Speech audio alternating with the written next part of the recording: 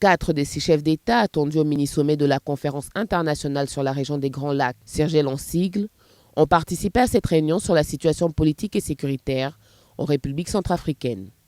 Il s'est agi de l'Angolais Joao Lourenço, président en exercice de la CIRGL et hôte du mini-sommet, du Congolais Denis Sassou Nguesso, président en exercice de la CEAC, du président de la République centrafricaine Faustin Archange Touadéra et du maréchal Idriss Déby Itno, président de la République du Tchad et invité spécial à ce mini-sommet en raison de son poids sécuritaire dans la sous-région et de sa proximité géographique avec la République centrafricaine. Dans son mot d'ouverture du mini-sommet, le président angolais Joao Lourenço a rappelé aux chefs d'État et de gouvernement le devoir qu'ils ont de défendre la paix, la sécurité et la stabilité sociopolitique des pays membres de la sous-région afin de la rendre libre de tout conflit armé.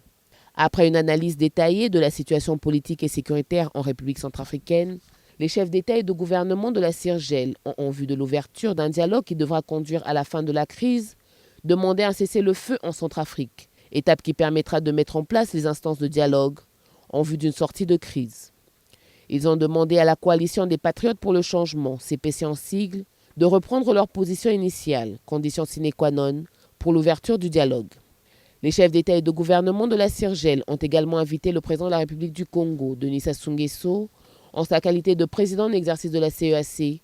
à faire aboutir les consultations relatives à la désignation d'un médiateur dans la crise centrafricaine dans des brefs délais.